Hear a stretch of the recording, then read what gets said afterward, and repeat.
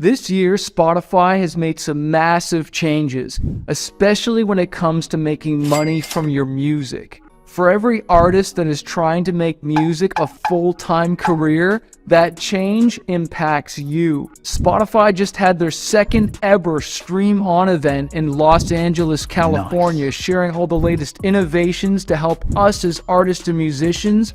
So here's the co-founder of Spotify, Daniel Ek, with some insane news. When we founded Spotify in 2006, the music industry was in a free fall. So the fundamental question everyone was asking was a big and important one. Is the music industry doomed? Could it be reimagined and still be a sustainable career for talented artists around the world? And now, more than 15 years later, we know that that answer is yes. The data clearly shows that far more artists are making a living off of their music than at any other time in recorded music history. In fact, in 2022, if you looked at the list of the top earning artists, we estimate that even the 50,000th most streamed artist on Spotify generated more than $50,000 across all recorded revenue sources. It's wild that Spotify was founded in 2006 because that's when I signed a record deal, because that was the only way I could get distribution, and I quit my job thinking I was going to be this rock star and almost went broke. Now Spotify is that distribution platform via DistroKid, TuneCore, or CD Baby to make our music available everywhere. When I signed that contract, my entertainment lawyer said, "Chris, the only way you're going to see any real money from this deal is if you sell 50,000 albums, which is extremely hard to do." So when I hear Daniel Ek saying 50,000th artists are making over 50 grand, I resonate to that because I make multiple six figures because of Spotify. So I thank God for this opportunity, but wait, it gets better. And in light of that, it may not be all that surprising to hear that Spotify's payouts to the music industry since our founding is approaching $40 billion.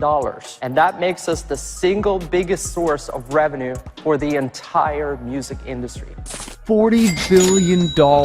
This is both amazing and scary because I don't think all the power should be with one company. But it's true, out of all my royalties, Spotify is the biggest, then YouTube, then Apple Music, then Amazon. But let's hear from Joe Hadley, who's the global head of artist partnerships at Spotify. Last year, 57,000 artists generated more than $10,000 from Spotify alone. That's more than twice the number of artists than just 5 years ago. And if you take into account what they earn from other streaming services and recorded revenue streams, these artists are likely generating 4 times that amount from recorded music sources overall. This is a global renaissance, providing artists more options to build their careers, whether they're on major labels, indie labels, or independently distributed. Of these 57,000 artists, over 20,000 live outside the top 10 music markets, and a quarter of them self-release their music through an independent distributor. Artists who in the past might have struggled to find opportunities are now finding their audiences and making a living. Our global reach, combined with our programming, is creating space for all new types of artists to find an audience and turn them into fans. The third-party distributors Selena's talking about are like TuneCore, DistroKid, that allow us to upload our music to Spotify, right? So we all have access to those, right? To make our music available. That's not the problem anymore. Goodbye, record labels. Now, the top music markets that she's talking about is really important, and I want to list them. Number 1 is, of course, United States, then Japan, then UK, then Germany. France is number 5. My country is until number 8, which is Canada. And so we really do have a global opportunity. I have fans listening to me all over the world, which I've never toured before, and I'm now making money from that. But I love these new opportunities and new ways Spotify is allowing us to monetize our music. Check it out. Music commerce. In other words, merchandise and live events. When you think about connecting your fans with t-shirts or vinyl or getting them to see you on tour, it makes sense to meet them where they are. And your fans are listening to your music on Spotify. Let's get into how we're helping you with that and what you can look forward to. So you could now promote your merch right on your Spotify page as your artist pick. You can select up to 3 merchandise items, and I think they're adding more. You just got to connect your Shopify store. And even if you don't have merch, jackets, sweaters, beanies, whatever it is, you can do print on demand, right? So you don't have to make it. You can just design it, have it available, and when someone orders it, it gets printed and then drop shipped right to them. And what's so cool is a lot of these print on demand places, they have warehouses in Canada, the United States, Europe, Australia, so that it gets to people quicker. For too long, fans have had to search different websites and platforms to find tour dates from their favorite artists. We want to make sure fans never miss out. So we've been busy integrating your touring schedules across the app and promoting shows to your biggest Spotify listeners. In 2022, we listed over 840,000 concerts on Spotify.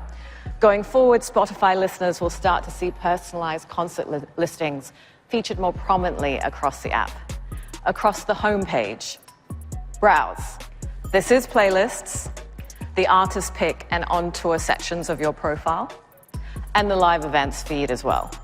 We're also going to surface your upcoming gigs and our now playing view. It's one of the most powerful places to market your shows and will grab your listeners' attention right when your music resonates most. If a concert listing catches your fans' eye, they'll be able to hit an interested button. That way, they can check back anytime on their own personal calendar and the live events feed.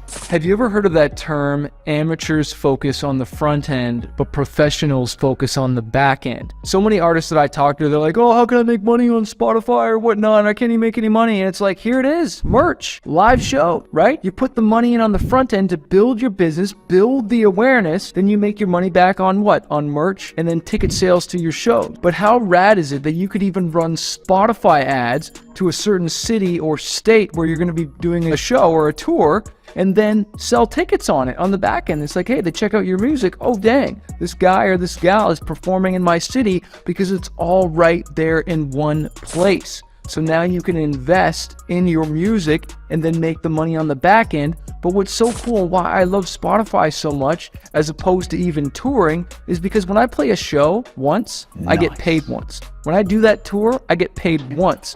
But if once I've built a fan base, I get paid over and over and over again. If I go into my Spotify profile right now, I can see that there's probably hundreds of people streaming my music right now. I'm not getting paid for playing a show because I'm not there playing a show. I'm recording this video. And so if you want to be financially free as an artist, you need to invest in things that pay you over and over and over again. But let's keep going. This year, we're also expanding the pool of artists who are eligible for our Fans First program in the US. Fans First ensures that your top listeners are first in line for merch exclusive and ticket pre-sales by sending them emails and notifications to let them know when they have special access.